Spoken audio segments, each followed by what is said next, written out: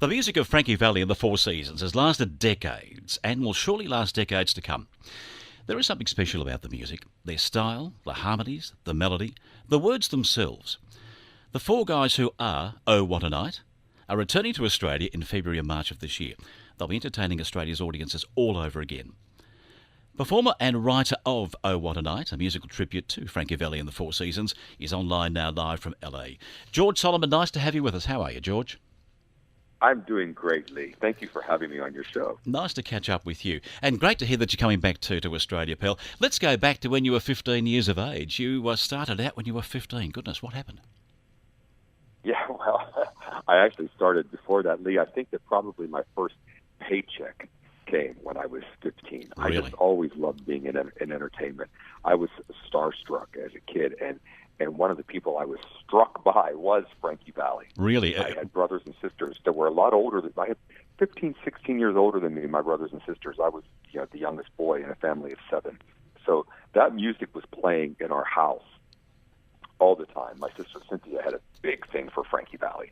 And so I would hear this music, and as it turns out, my very first girlfriend when I was 5 years old, her name was Sherry. Go on. So I would sit on her steps and I would be singing.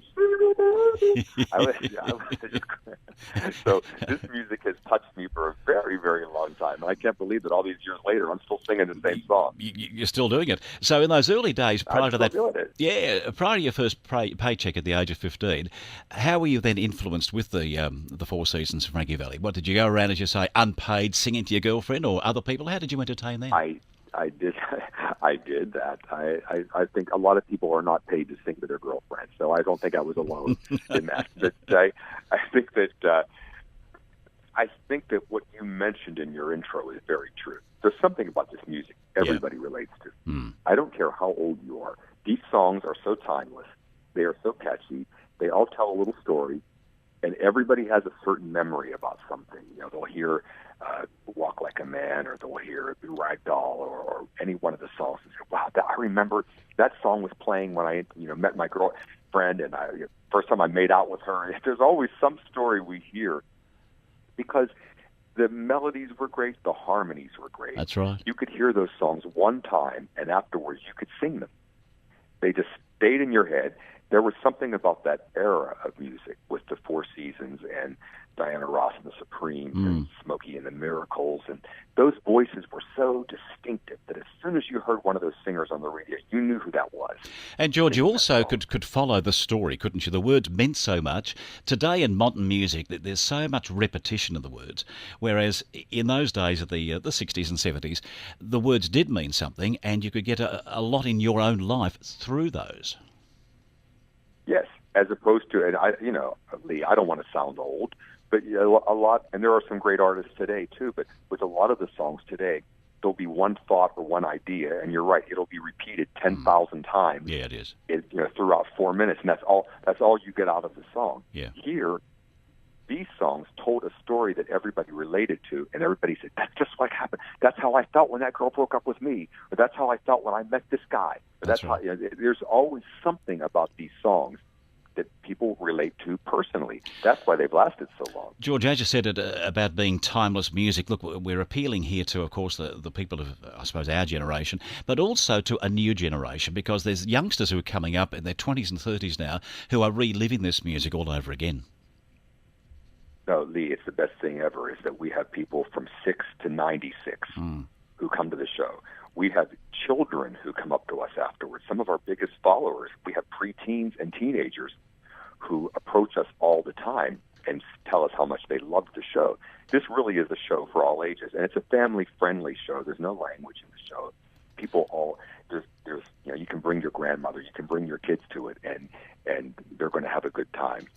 And there really is a whole different generation of people enjoying this music. And let's face it, Jersey Boys has helped that tremendously. I was going to say that to you, yeah. That was such a success. Absolutely. Then when we were putting together Oh What a Night, coincidentally, it was around the same time as Jersey Boys was starting, and we didn't even know that. We didn't even know about Jersey Boys at the time that we were putting together Oh What a Night, but it has helped us tremendously because that show was such a big hit that it renewed the interest so strong in Frankie seasons.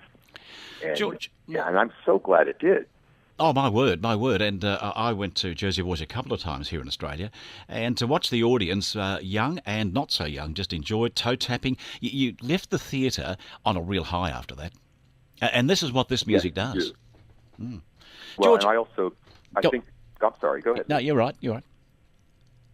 No, I was going to say that I think that with Oh, What a Night, too, it's such an all-around feel-good show that the people, I like when people come and say, I expected to like it. I didn't know I was going to love it that much. I didn't know it was going to be that funny. Yeah. I didn't know there would be that much dancing. I didn't know there'd be costume changes. And it's really, after a while, you forget you're at a show, and it's almost like you're just at a party that the four of us are lucky enough to host. And people just are getting involved. They get to know the four characters because we're not a biography, so we're not playing Frankie and Bob Gaudio. You're seeing George, and you're seeing Josh, and you're seeing Paul and Rick. You're seeing the guys that are there. You're getting to know the individual personalities of all of us, and we all take turns singing lead, so no one's playing Frankie Valli. Everybody's featured. That's wonderful. We talked earlier about the age of 15, you're getting your first paycheck there. Things went on for you in your life too. Neil Simon's Come Blow Your Horn, that was about your first big break, wasn't it? That was a really big break for me, doing that play in New York. And to do anything that Neil Simon wrote, of course, was an honor. And it opened the door to me to go out from New York to California, where I started doing some television shows, and then working in Las Vegas. I've never stopped. I've been very, very fortunate that one thing has always led to another. And some of the people that I idolized as a child, I've gotten to meet or work with. As a kid, I never thought I would be working with Diana Ross or Smokey Robinson, and there I was face to face with these people, like having to pinch myself to see if this was really happening to me. That was fantastic.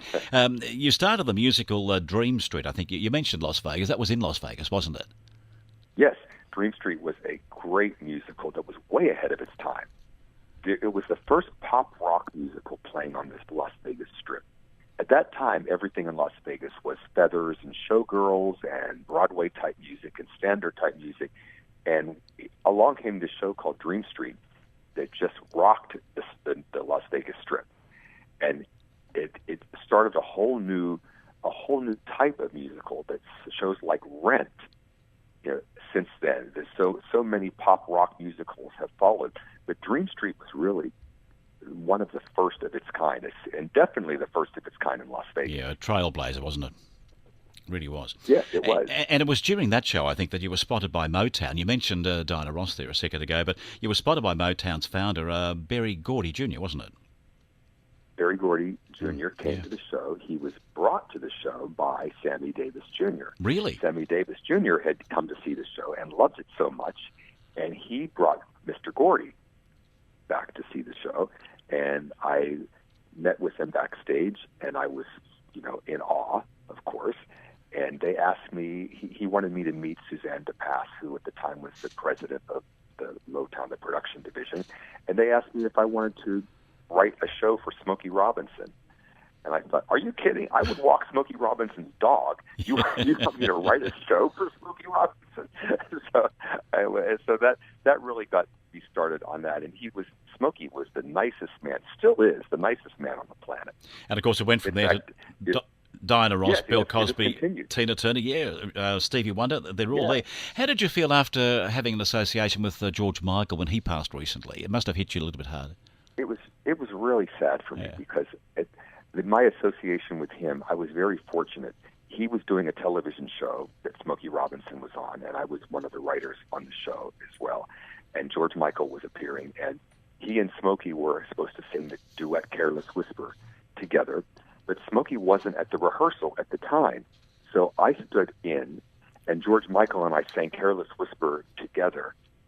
And it was just amazing to be able to stand on the stage and sing that duet with him, because he was just such a dear person and so kind, and he was so nervous because he said, and I said, what are you nervous about? You're George Michael. He was huge at the time. He said, I know, but he said, but I'm with Stevie Wonder, and I'm with Diana Ross, and I'm with Smokey. It was amazing to me that somebody who was as big as he was also in awe of these other legends. Yes, it's amazing, and a sad loss. It really, really is sad. A wonderful guy and a great entertainment. And what a voice, too. Oh, absolutely. Yeah, In the right. age of 53, it's just sad, sad, sad. You're coming to Melbourne, and you'll be here in February and in March. Now, let me tell the listeners where you'll be. The Frankston Arts Centre, that's February the 28th, Tuesday night, and bookings there are 9784 1060, 9784 1060. And then at Crown, the Palms at Crown, on March the 4th, Saturday, March the 4th, and the booking number 136100. And of course, we're talking about the show Oh What a Night, coming in direct from Las Vegas. George, I'll be there on the night to see you. I do wish you well for your Australian tour. Welcome back into our country, and you and the guys really have a lot of fun, and I know our audience is just going to warm to you once again. Thank you, Lee. We sure hope so. We know they will, and we're looking forward to seeing all of them, too. Great to have spoken to you, George. Take care. Bye-bye now. Bye.